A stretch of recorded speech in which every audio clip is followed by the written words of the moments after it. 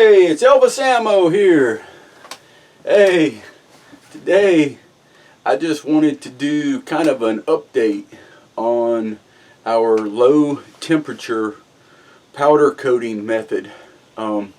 Just a update. This is really not breaking news, but it is some really good news in the way that we've come up with this new method of powder coating that doesn't affect our BHN. So whatever alloy that we come up with, that we spend time creating and mixing or whatever we're doing, then we're not altering that that alloy, by tempering the bullet when we powder coat the bullets. So if some of you guys, if you're new to this subject that you haven't seen, you should check out my powder coating new method video, and then I also done a video on powder coating bullets ultra low heat method. I done that video as well, so maybe you guys should check out those, because there's some information in there that I'm not going to cover here. This is just going to be a short video on an update and just kind of talk about where we're at now. So after creating this new method for coating our bullets at kind of the optimum temperature that we come up with at 250 degrees, 13 minutes, that kind of thing. And a lot of I really enjoyed the feedback that you guys have given. You're always contributing to this channel and to the subjects and to the innovation and to all the stuff that we do, right? I really appreciate that. So now that we've come up with this new method of low heat, and I'm getting all the feedback from you guys, and just a ton of you guys have already said that you've tried it and it's amazing, that the BHN don't change when you pull it out of the oven and that kind of thing. And that is just a big boost to me, because whenever we come up with this kind of thing, we're like, well, is it repeatable? Is it a fluke, or is it repeatable? And from everything that I've seen, it wasn't a fluke, and it is repeatable. And now I feel kind of vindicated, because you guys are coming up with the same thing. So since all of that, it kind of made me think that I wanted to, now that we've had this low heat method, ultra low heat method that we're using, we're using the method with a powder that is designed to cure at 400 degrees or 350 or 375 or whatever it is, depending on the powder that you have. But the Ford Light Blue from Eastwood that I'm using, states 400 degrees or 20 minutes. And we're actually getting a decent bond to the bullet with the way that we're doing it. And, a miracle, amazing, whatever you want to call it. But, I've heard from other comments, and we also have a forum, unless you guys been under a rock, castboolits.com, cast bullet gun loads, that forum, famous forum, infamous forum. One of our contributors here to the channel, Charles Irby, he has a thread going over there, and maybe I'll put a link in the description to that thread that they have going over there, and you guys can follow it or read through it or contribute to it. But anyway, So now what I've done is the next step is we have a powder that's technically, you know, under, you know, the results that I have found so far have been good. So have been really good. So that's really the end result, right? The results, you know, or is the results coming in? Are they working for us? But we all know that at 250 degrees, you know, the bonding is not, or the curing of the powder coat is not what it should be. So what I've done now is I've took the next step, and that is to, you know, to go along with our new method that we have of low heat. The next step was to actually find a powder that is more in line with those temperatures, those curing temperatures. So that's where I'm at right now, and this is really the update. Is I've got some materials coming so that I can test a different type of powder coat material, and at a temperature that is a little more realistic, in line with the curing temperature that that the company, you know, calls for, you know, for the powder coat. Now, you know, there are some, you know, one of the downsides that I've found at this point is, you know, I got a feeling that, you know, in order to buy this powder coat, you know, it's probably going to be sold in bulk, like minimum of 50 pounds. So anyway, that's something we'll deal with and get to later on. That kind of sucks. Maybe we'll work something out. You know, if I have to, if I try this new powder out, and it works for us, maybe I'll just suck it up and buy a big bulk thing of it and figure out how to sell you guys some powder. You know, that's kind of where I'm at this point. So anyway, I wanted to give you an update. I got some materials coming, you know, to try out and see if we can get to the temperature that we need, so we don't temper the bullets, and find a powder you know, that works perfectly. So then what we'll have is the perfect combination. We'll have a low temperature cure. We won't affect our BHN one iota, or that's the plan, right? And we'll have, you know, we'll just have a powder that cures. It'll be the proper powder for what we're trying to accomplish. And that's kind of where I'm at. That's the update, you know. I know it's going to be, you know, just a little while before I get all this together, and so I thought I would just do this update video. But you know, one of the things that we always do is just constant improvements all the time. We got this new method, and now we need a material to match it, you know, and but the end result is all this stuff is working for us. It really is. It's working for us. It's not an emergency. You know, we don't have to, you know, just like all you powder coaters, you don't have to do the low cure method. You know, it depends on what you're shooting, what velocities you're shooting at, pistol, rifle, you know, whether you want the bullet harder or softer, you know. But you know, one of the things that I wanted to show you is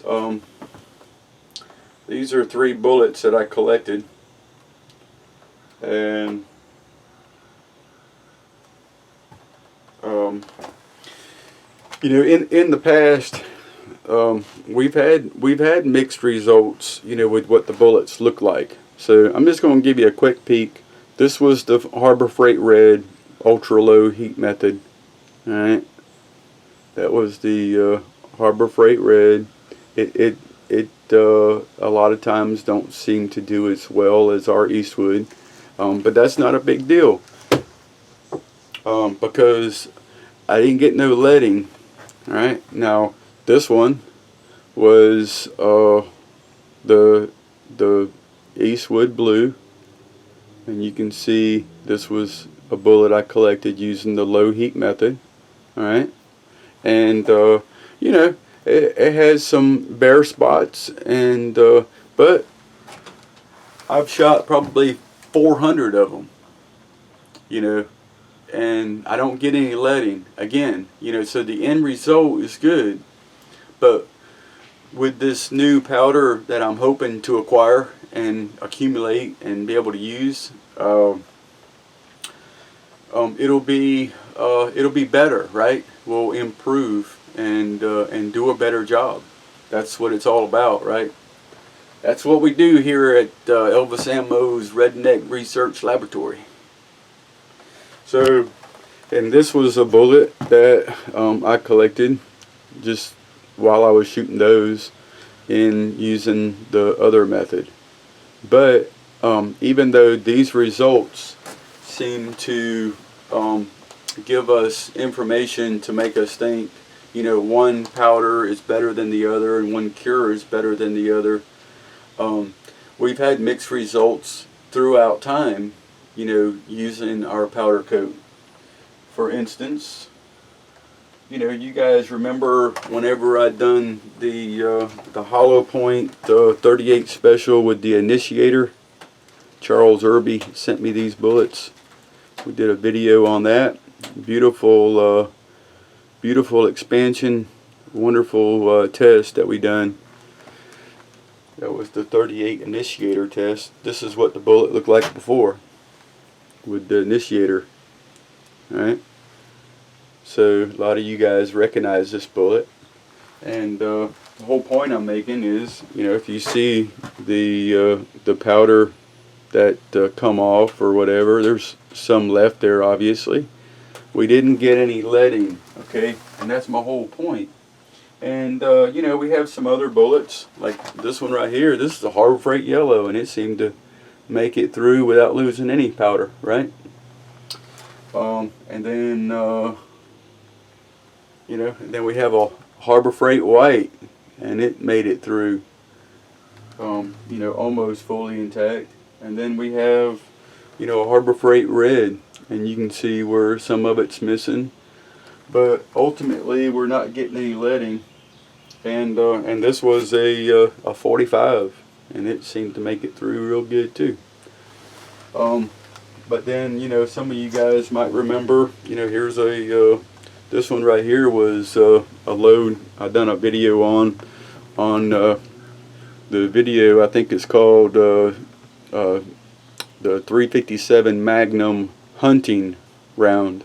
This thing was cruising at warp speed, and you can see this is not a hollow point. This one just was a softer bullet that would obviously be, you know, a bear killer. You know, it was hauling. You guys watch that video. You can kill anything with that 357 with that type of load and that type of bullet. That's one of the benefits of casting our lead, is we can come up with bullets that don't come apart. We can make them exactly how we want them. And then here's you know, this one right here I'd done in another video. You can see the rifling on it, and it still has some powder coat, and some of it was scraped off or whatever. That went into the ballistic gel as well. And that's my 300 blackout 155 grain bullet, and it didn't lose, it might have lost 3 or 4 grains, something like that. I've done that in a video. But see that right there, that you can't buy a bullet like this, okay? This is special. You know, our cast bullets that we powder coat. There, you can't make a bullet do that, you know, in a 300 blackout. So I'm just saying, you know, that there's many benefits to what we're doing that, it's far superior to anything that you can buy. So, but I'm just showing you, that we're not getting any leading. That's my whole point. This is this was a 223 round that mushroomed at about 2,500 feet per second. All right, and you can see the rifling has some powder coat on it itself. Just kind of, and here's another one. Look at this one. 223. It's almost flat. See it? But this is another one. You can't buy something like this. You can't buy it in a 223 round to get this kind of expansion without the bullet coming apart. You can't buy it. If you guys like what you see here, I have videos all through, on 223, 300 blackout, just expanding like this, at different speeds, and I tell you what the BHN is of the bullets. But this is magnificent stuff in my opinion. So anyway, I just wanted you to see, that some of the powder coat is not doing as well as we'd like. But ultimately, what did I just say? I shot 400, maybe more than that, because I wasn't the only one shooting it, of this new method. No leading, just pretty much, about as much cleanup as you would do with, getting, copper out of your barrel, that kind of thing. But you can take a dry swab, wipe it through, and you might see, I don't know, you might see something in there. That's the way I can describe it. So anyway, that's really what this video is about. I just wanted to tell you about where we're at with our method, our low temperature method, and what's coming up. So you guys, if you're, obviously, you want to follow this this subject. So yeah, that's pretty much it. I just got this new material, and I wanted got this new method, and I wanted some material to match. So I'm really excited about all of this. This is something, that we can just refine this whole powder coating method. So anyway, that's it. So here's the update for you, and thank you very much for all the contributions that you guys have give. I'll put that Cast Bullets Gun Loads thread link in the description, and hopefully I'll have an update when I get this new material, new powder. See you guys in the next video.